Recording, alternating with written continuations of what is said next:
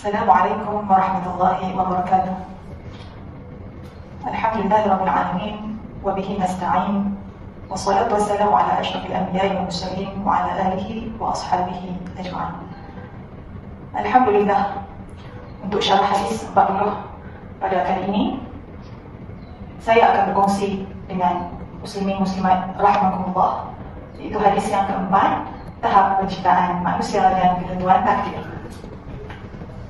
Diriwayatkan daripada Abu Abdurrahman Abdullah bin Mas'ud, katanya, haddatsana Rasulullah sallallahu alaihi wasallam wa huwa as-sadiqul masduq, inna ahadakum yujma'u khalquhu fi batni ummihi 40 yawman nutfatan thumma yakunu 'alaqatan mithla dhalik thumma yakunu mudghatan mithla dhalik thumma yursalu ilayhi al-malaku fayanfukhu fihi ar-ruh ويؤمر بأربع كلمات: بكتب رزقه وأجله وعمله وشقي أو سعيد.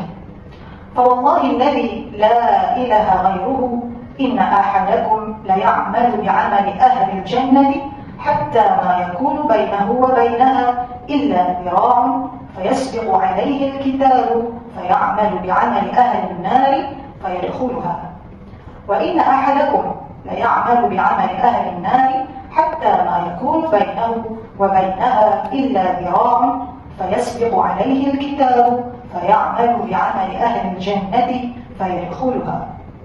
Artinya, Rasulullah SAW menceritakan kepada kami dan baginda seseorang yang benar lagi dibenarkan.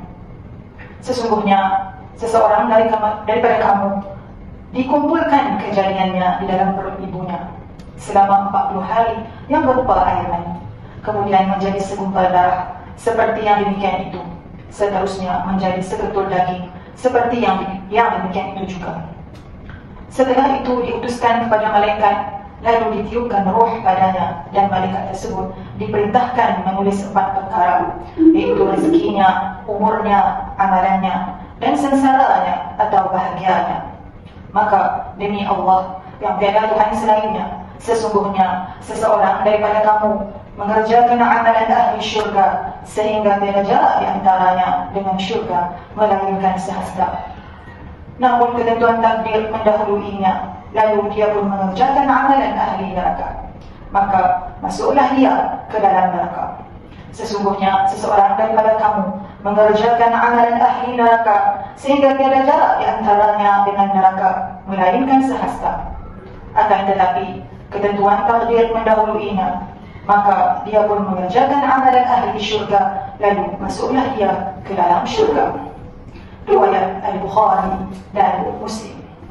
Pengajaran hadis yang dapat dikongsikan di sini bahawa kedudukan Nabi Muhammad SAW di hati para sahabat sangat jelas apabila mereka memuji baginda SAW dengan pujian yang menunjukkan kecintaan mereka.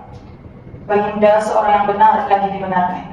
Pujian ini turut bermaksud bahawa perkara lain yang tidak nampak dan tidak diketahui oleh baginda melainkan melalui wahyu daripada Allah.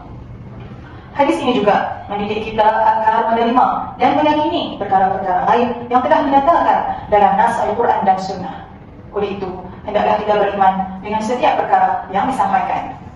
Saranan agar berbuat baik terhadap bapa, terutamanya ibu, kerana semua perkara ini berlaku di dalam rahim seorang ibu. Hadis ini juga mengingatkan kita agar mengambil pengajaran terhadap akhir kehidupan, iaitu kematian. Janganlah seseorang terpedaya dengan amalan yang zahir sehingga dia dapat melihat bagaimana kematiannya. Oleh itu, kita perlu takut dan bimbang seandainya ditakdirkan mati dalam keburukan.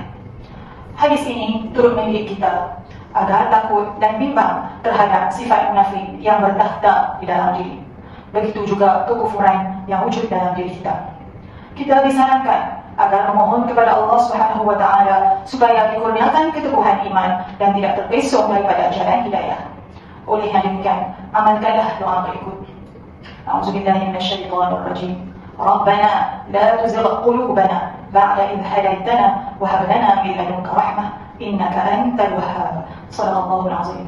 Wahai Tuhan kami, janganlah Engkau membesongkan hati kami sesudah Engkau memberi petunjuk kepada kami. kurniakanlah kepada kami limpah rahmat dari sisimu. Sesungguhnya Engkau jualah Tuhan yang melimpah-limpah pemberiannya. Surah Al-Imran. Muqallibal qulub, tsabbit qalbi ala dinik. Wahai yang membolak-balikkan hati-hati, tetapkanlah hatiku atas agamamu.